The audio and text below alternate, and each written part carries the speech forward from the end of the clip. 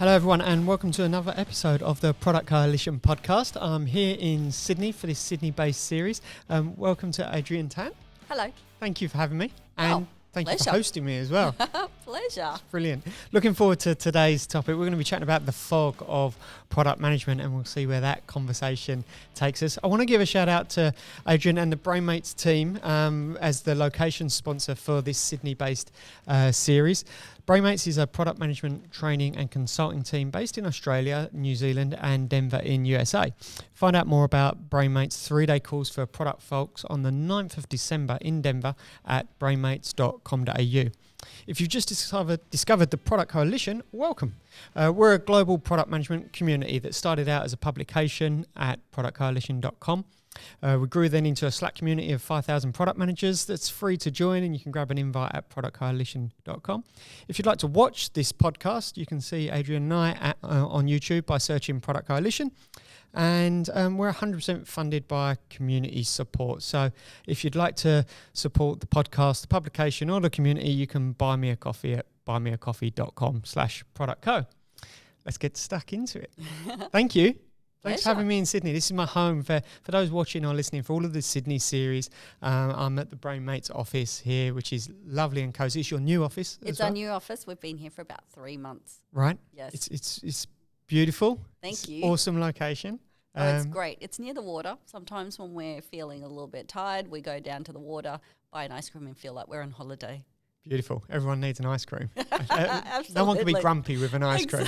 Exactly. There's two things you can't be grumpy: eating an ice cream and skipping. Try being grumpy and skipping. It's almost impossible. I'm going to try that one. Okay, I'm really excited for this session, but I'm gonna kick off with a bit of a Sydney themed pub quiz. Can I ask, are you Sydney born and bred? No, I was born in Malaysia. Many years ago. And when did you come to Sydney? I came to Sydney when I came to university. So it was when I was 17, but I spent most of my childhood in Queensland on the Gold Coast. All right, beautiful. Yeah. Nice. Okay, all right, well, this is going to be, so how many years has Sydney been home? Oh, gosh. 30 odd years. Right, okay. Yeah, all right, this is going to be a good test then. Let's see if you've been getting out and about over the years. All right, so Sculpture by the Sea. Yes, Bondi. Have you been? Never. Really? Yeah. Right, okay. It's on the other side of the bridge. So I don't travel there. Right, okay. Yes. Okay. There's the whole OTB thing. So you come this side of the bridge for work? Yes. And then you never come this side of the bridge? Rarely do I go down to the eastern. Weddings and birthdays. Yeah, that's right. Dinner, in a city, but going down to the beach, I'll do the northern beaches. Not where the pommy backpackers like myself might be. Okay, Sculpture by the Sea then, where you've never been. Now I have to go. My question is, for how many years haven't you been there? So when did it begin, Sculpture by the Sea? Oh, I'm going to say 8 years ago? No? 96. No way. Yeah. Wow. Pre-Olympic Games. See, this is the thing about social media, right? You only start to see things, on your feeds. Yeah. Because well, that's of social it, media. Otherwise, it's just really local. Yep. Or the newspaper, traditional media. Or if you've got a passion for sandcastles. Yes. In this instance, Sculpture by the Sea is sand sculptures by the sea? It's sculpture. Or is it actual physical sculptures? It's physical sculptures. Oh, right, okay. Yeah. Right, along the water, I think does it go from Bondi to Coogee? I can't remember. Right, but there's these beautiful art pieces. Oh, right, okay. Yeah, you need to do that, you see. I need to see it, yeah. Yeah. I played a tourist and get down there. You can't really do it in the UK. We've got stone beaches. It's just like stones along the sea. There's some by the sea, but there's some also just in the grassy areas. Right. Yeah.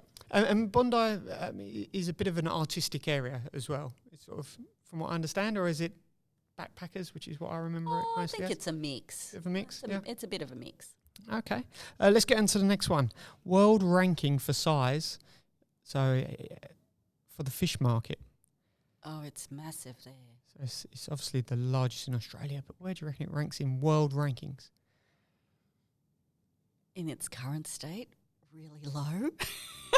There are lots of tourists, but I try not to go. But they're redeveloping it. It is the other side of the bridge as well. Yeah, well, So no, it's that's not another too reason. far. It's only Bondi. Third, apparently. Oh, Third largest fish market in the world, which is pretty significant, Yeah. I think, by global fish market Yeah. standards. Not that I've seen too many, to be honest. Oldest street in Australia. somewhere by the rocks? Have a guess. Harrington? George Street. George Street. There you go. The Yep. main arterial road. Yeah. Yep. Which has the new light rail Yes. down it now Yep. as well. Yep. I And they're experienced warning that everybody to be careful and not walk in front of it. today. Don't Yes. get run over. Don't get run over. See, us Melbourne people, we're You're used to well familiar with it. that. Okay, all right. Let's get going by firstly, please introduce yourself. Sure. I'm Adrienne. I've been in product for a very long time, since 2000. It was my first product job, but I think I was doing product way before I got the official title. I started Brainmates 15 years ago. I wanted to do product for all sorts of different types of companies and left my full-time job as a product manager for a company called Austar, and they were pay TV providers. And my time there, I spent building out, internet networks in regional rural Australia. I spent a lot of time building out television applications for them, and then decided that I wanted a new adventure. Wow. And then I left my job with nothing to do. Fascinating, right? Yeah, and I remember, I think I was on a bus, and I get a call from my ex-manager at Austar, and he said, look, I know you've quit. Why don't you come and do a little bit of work on the side? And it was a great project because you could just focus all your attention on developing, it was called an electronic program guide.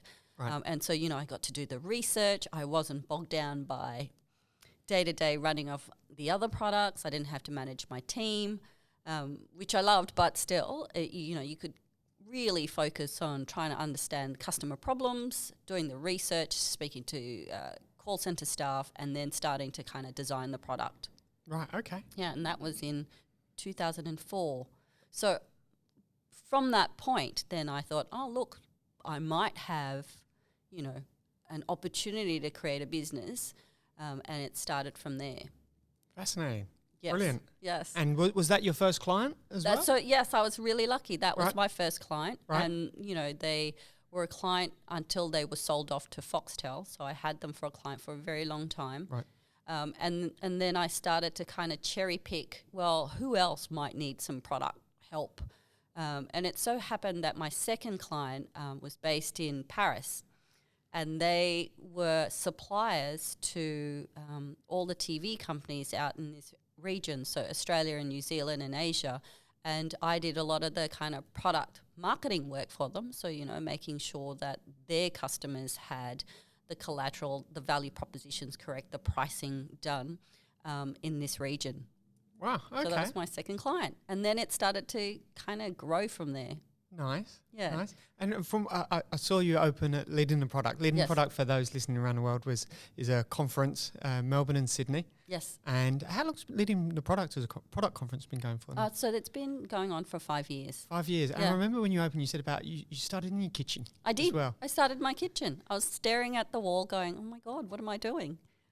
It was, and from there I thought, well, it's not sustainable being in the kitchen. So do you cast your mind back to 2004? It was a very lonely existence in the kitchen. And so I needed to kind of find friends. And my first office, you're going to love this one, was in a room full of in an office full of massage therapists. So they really? weren't product people at all. And they spend their time selling massages. And here I was trying to do some product work in the corner. Well, I can imagine that there would have been challenges back then. That it's great to have a product mindset, but being a business owner and having to make bank and picking up the phone and creating business on a day-to-day basis, was that a new challenge for you as well? Oh my goodness, yes, Yeah, yes. Right. I was a nervous Nelly. It still is a challenge. Right. You've got to do so many different things, and you've got to be the marketer, you've got to be the salesperson, you've got to be the process person, you've got to be the cleaner, you've got to be the interior decorator. So you got to, you have a very multifaceted role. But one of the first pieces of advice that I got when I was starting my business, because I think product people generally don't sell naturally. They're so focused on doing a good job, understanding their customers, defining their vision, doing all of those things, and they put so much effort and time into it that we generally don't sell the things that we do. And so that's my kind of DNA. And selling any kind of service, any kind of product for myself was very difficult. Right. But I had someone tell me that if I don't sell it, then I starve. And I'm like, I don't want to starve. So what do I do? So then it took me 10 years to be comfortable even talking about the things that we offer. Right, okay. Yeah, wow. Well, it's completely different mindset. Completely different mindset. And so now I have, as a product person, a complete new appreciation for salespeople. Right, okay. Yeah. Interesting. Yeah, because it's a tough job. I don't know how they do it. I can ask, how's the proposition of product management as a consulting and training firm changed over 15 years? Massively. Right. Massively. We started off trading mainly on subject matter expertise. So people didn't buy product management per se. They bought my knowledge and understanding of television, of internet services. Okay. And so, they wanted support to augment their product teams, but they didn't want that product mindset thinking. They wanted the subject matter knowledge about, the product that we were working on. Right, okay. But it's only, so we've been in business for 15 years. In the first 10 years, it was a massive struggle to try and teach people about product management. And at Leading the Product, I said, well, in 2007, when we were trying to educate the market, we had 7 people turn up, and I thought, oh my God, that's so exciting to learn about product management. And now you can fill roomfuls of people wanting to learn about that. But so our business has shifted from augmenting teams because we had that subject matter knowledge to supporting businesses because we understand product management well. So now we go into any business, and what we bring is our knowledge of frameworks, tools, processes, product team structures, product behaviors and mindset. And we, that experience that we've had, we can then help companies shift and shape their teams and hopefully lift their capability. So it's very different what we sell then to what we sell now. Okay. And has the definition of product management changed over the same period as well? When you think about the seven people in a room all those years ago, to product management today can mean so much to so many different people in across different industries as well. Was it more precise, or was there more census back then, or was it as ambiguous as what it is today? It was ambiguous. It's still ambiguous now. That's never changed. And in my mind, I don't think product management as a function in a business has essentially, their core function is to really create value for customers and deliver some sort of benefits to business, whether it's financial or strategic value, it depends on the business. That really hasn't changed. That's what we're meant to do. If we don't do that, then we're not doing our jobs as product people. How we do it has changed. So the tools and the techniques that we apply have changed tremendously over the last 15 years. And, because of that kind of access to content and access to communication tools, devices, we are now more skilled and well-versed at applying these tools and techniques. More refined. We're more refined, but we have access to it. Previously, it would be hidden, on someone's intranet, in a book, on someone's desktop. So you couldn't share information. You didn't have it. So we didn't talk about it. But I remember my very first product requirements document, and it was actually defining wholesale television. Right, okay. Yep. And so the perspective we took was to, apart from understanding who our users were and who our buyers were, because we were always mindful of that, we also spent a lot of time defining the service from when a customer, engaged to when a customer closed their account and everything else in between. So it wasn't just about the core product, which was TV. It was the service around the product as well, which is, well, what would their bill look like? And so we put a lot of definition around that. What would they receive when they called up? Do we service them 24/7 or do we service them 9 to 5? All of that was defined. Right. Fascinating. It was almost like, well, not almost, it was, and what we call today service design. Well, that's what I was going to say. Like it's those types of things. Truly understanding the context of how someone's consuming your product, for instance, and the connections to human-centered design and service design. And so, for you, these were practices and patterns that you were adopting 10, 15 years ago, way before they became New York Times bestseller books and things like that. And so, when you see these, you see these new kind of subjects pop up, then you're like, well, we were doing that a long time ago. We just didn't really classify it as service design. And for us, it was making sure that ultimately that we were satisfying our customers. And we knew that when they had problems and they couldn't get help, that was when they were most unhappy. So a lot of work went into, well, how do we make sure that they're not unhappy? It was simple things. Right, okay. Maybe we've overcomplicated things. I don't know. Well, that's it. I suppose when there's any opportunity to make something fashionable, such as leveraging a book that's selling very well and coin a term, it will get adopted and then distributed in numerous different ways. How have you found finding people who want to work in this space and discovering where those people are?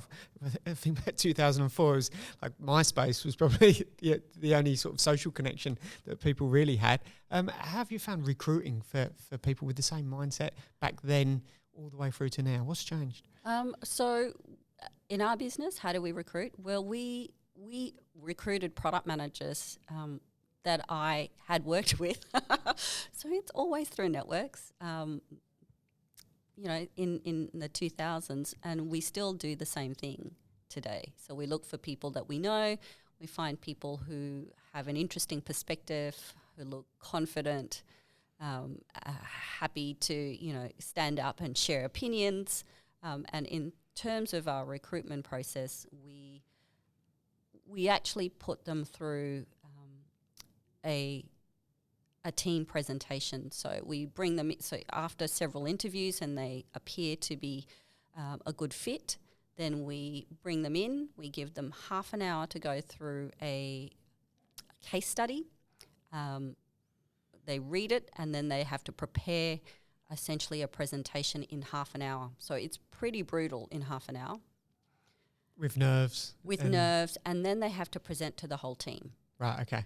Yeah. It's a nice big audience. Yes, nice big audience. And so when you were doing your podcast earlier on, we had a guy who we flew him from Melbourne to Sydney to do this interview. And he did quite well. We'll Brilliant. Brilliant. Can I find, why does that case study, short form, plus the group sort of response work for you? Because as consultants, we're often put in very tricky situations. Right. And so we're asked to respond and provide information very quickly. So people will say, I have this problem. Can you help me now? And so on your feet, you have to think very quickly. You have to call upon, your past experience, your training and learning, because we focus a lot on training our staff. And you have to focus on what tools you have available to you, and you have to, help the customer solve their problem. And in the group dynamic means that you need to have confidence to back yourself, to stand up and to convey information confidently. And so that's why the group scenario works well for us. Brilliant. Okay, thank you for sharing that. Oh. I was going to ask, in that same situation, do you get clients pick up the phone and actually they're giving you a problem that they think is a product management problem that actually isn't a product management problem? Does it ever get confused, or is there ever problems they bring to you that you think, actually, I don't know if we can help there. I don't know if we're the right fit for solving that type of problem. So there are certain things that we don't do well. So things like if someone talks about pricing, for example, we'll say, sorry, we don't have the internal expertise to help you with your pricing issue. But most times people come to us by telling us the symptoms, that they're not, that there's friction in the team, their staff don't know how to do certain things, their product is not getting out the door. So they come with, symptoms of the problem. Right. And so we have to diagnose that. And, just then I've had, the benefit of talking to all sorts of different clients today, and some of them come from, are as far away as Malaysia and Singapore. And so as you kind of build up that, your information repository, you then start to think, is it a product problem? Right. It could be a delivery problem. Sometimes it's an engineering problem. So as you learn more, you start to try and think, well, is this something that I can solve? And if it's not, then we do recommend that they get an agile coach, that they get a delivery manager. Right. Okay. Fantastic. Can I ask it with regards to the symptoms, has there been common trends over the period of time, common problems that people have been coming to you with? Yes. People come to us and they say, look, we're kind of unique. And when they tell us their problems, it's almost like, well, not really. Everybody seems to have this problem. Right. A lot of it is a people problem as opposed to a process product problem. Right. Sometimes we just don't know how to play well together. There's always lots of frictions between roles and responsibility, between different teams, so people come to us and they often express that, there's another group that's doing their work, a UX person's doing their work when it should be a product manager. Sales are driving the roadmap. You think that would be solved by now, but it's not. Technology is driving the roadmap. There are 3 different roadmaps around. Product managers are order takers. Product managers don't have skills. Our product's not performing. Competitors are coming into the market, and we don't have the capability to be able to deliver some of this new products that we need to do. And often it's not just one problem.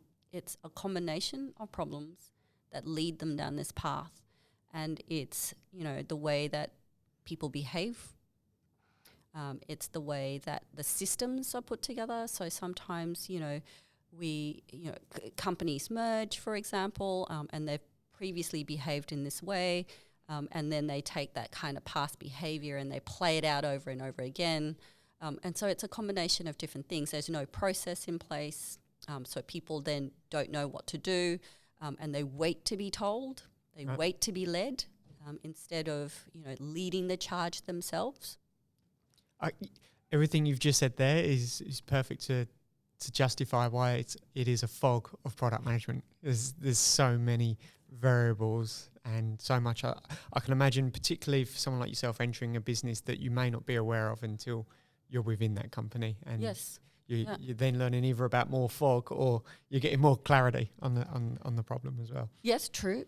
And it's only when, so you can spend a lot of time, we do lots of interviews, we try and unpick and uncover, but we're very mindful that we get slices of information, right? So I get I get one perspective from one group, another perspective from another group. I think what we need to do, and it's not just us as consultants, but us as product people, is that we need to immerse ourselves in the system that we exist in to see how people navigate around it, what's occurring, how people transmit information, data, what exactly is happening, what the ebbs and flows. And so when we do go in and do some work, I like to do a piece of work. I like to help you, do some research. I like to help you put together your journey maps, or I like to help put together a roadmap, because only by doing that, and only when you're kind of immersed in doing the work, do you actually feel and appreciate the problems that are going on. So empathy building. Empathy building. Understanding context. Understanding context. Sort of using your tools of your trade, but for your own benefit. Yeah, absolutely. And so, we attend stand-ups, we run meetings, and we listen and hear. And we are kind of immersed in it. And so we also sometimes exhibit some of these, oh my God, I don't believe he said that kind of behavior because you're so involved. But then you step back and go, right, okay, I can see what's going on now. It's not a product problem, but it's the fact that we as an some of our clients haven't organized for product to succeed, probably haven't organized for, technology to succeed as well. Okay. Quite often there's terms, and one that springs to mind particularly at the moment is being product-led organisations, and every organisation should now be product-led. Can I ask, what does that mean to you with empathy for an enterprise in mind? What's product-led?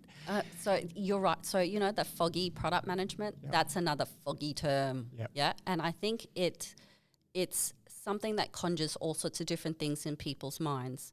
But for me, product-led means having a product team who is autonomous, accountable and responsible for identifying customer value and turning, creating products that deliver on that value. Okay. Rather than being torn from and pulled from pillar to post to try and satisfy the needs of every different kind of stakeholder group in the business. That's not product-led. Now, there are some, negative connotations to the term product-led because it means that you're not thinking about your customers, but essentially product-led means also being steeped deep in your customers' problems and making sure that you solve problems that are of significant size and of severe enough pain that someone's willing to kind of exchange some value for it. What are common constraints that you would see around an organisation becoming product-led, and how would you address those types of constraints? Are they financial, people, process? I don't think it's financial. And the reason why I say that is because if you're product-led, you probably have, the idea is to generate more revenue, right, as opposed to less revenue. It's probably, in terms of finances, is about control. Who controls the money, who controls the purse string, and also the risk appetite and your risk profile, right? Do you trust your product people enough to make decisions that ultimately will cost you money because you are spending money, whether it's in resources or time or actual spend buying services, whether you trust your product people enough to make those decisions. Okay, which is then comes to leadership mindset and what's your mindset as a set of executives. But then also you might have people who have good intentions, good healthy mindset, but sometimes the system is so constrained that they can't apply those good behaviours, right? So it's never just one thing. You can't, in my mind, you can't just change one or two things and hope for the best. You can change one or two things, and sometimes people do kind of cycle through their product people. They think, look, the product team, they're order takers, they're not very strategic. They do whatever else, they do whatever people tell them to do, and they don't make decisions on their own, they don't lead. But then when you step back, that might be the case, but then you got to go, well, we don't have the systems in place because the last time they did that, we slapped them, we beat them, and after a while, they're not going to behave in the same way that we hope they'd behave. Can I ask, is there a common experience that, let's say product leaders say, we really need someone like Brainmates or a consulting firm to come in and help us out, and where you've repeatedly see that actually they could solve that problem themselves, they didn't need us. Is there anything that springs to mind on that? They can solve any problem themselves without us, right? We're not a magic pill. The difference that we bring is that we have we've seen it, this behavior in many, many different companies. So we have experience what they're experiencing, but not just in one area, but in multiple businesses. The other thing that we bring is that we bring independence, a voice of reason. We could say the same thing as the person who works in the business, but that message, our message will be carried further and will be heard because people think, well, we are independent. Yep. So they're buying that independence. Right. They're buying the experience, the knowledge of 20 years of practice and seeing what happens in business, and they're buying that independence. They're not buying anything else, right? Because I know just as much as you do. Yep. Yeah, and that's something a company internally will never have. You can have the finance, the people, the process, but you won't have the independence. Yep, we could use the same tool, but people may believe me more if I present the same information using the same tool because they know that I'm not trying to get a pay rise. I'm not trying to help my mate out. I'm not doing any of those things. It's a weird. So as a perception of then you being a voice of authority, is there some common things maybe that product leaders could do to appear more as a voice of authority as an organisation without external help? And what are some of those types of things, do you think? Is it presentation style in meetings? Is it? So product leaders firstly need to stop doing some stuff. So right, okay. The saying things no. Saying stop doing past jobs. Okay. Yeah. So my view of how product leaders behave is that they get the job and they think, great, now I'm here to be a better product manager. When in actual fact, they're not there to be the product manager. They're there to be the leaders of the leader of product managers. And that is a different job. And that requires people to do things differently. So, sometimes when I go in as a head of product, my job is not to make the product. My job is to make sure that there are no, that there are no hurdles. My job is to break down barriers. My job is to, clear communication paths, do all those things instead of build product. And so product leaders need to remember that. They're not there to be the great product manager. They're there to be the leader, and that requires something else that's different. This completely validates something that was said in one of the other Sydney podcasts, Anthony Murphy, who comes from a military background. I love Anthony. Who talked exactly what you just said there, and the analogy he used from military experience was you're not telling your troops where to shoot and what to shoot. You're trying to manipulate the conditions to give them the best opportunity to succeed, and with all the variables that are in play constantly. Absolutely. And imagine if you had to tell everyone where to shoot, you would be running around frantically. And that's what's happening. People are running around frantically trying to be the hero in every possible situation, when actually they should be making their people the hero. And that means lots of coaching, lots of, teaching, mentoring, and giving them the right kind of structures to succeed. Difference there is not leading products as much, leading people a lot more. Absolutely. Brilliant. This has been great. Thanks. Thank you. We've flown through our time, by the way. I can keep talking, but let's stop. No, it's a good excuse to do another one. Yes. Let's do that. Thank you very much, Adrienne. Pleasure. And Thanks thank for you, having me. big thank you for everything you've done as well in the product community here in Australia and internationally as well. It's great, and the conference I just experienced leading product was tremendous. Thank you. Thank you for having me as well here at, in Sydney, down near Darling Harbour. We talked about Barangaroo price per square metre earlier as one of the pub quiz questions. Oh my goodness. $210,000 a square metre apparently, which is pretty much your chair. So beautiful location to be. Thank you very much everyone for listening as well. I hope you've enjoyed this episode of the Product Coalition podcast. I look forward to sharing another guest with you very soon. Thanks very much. Bye.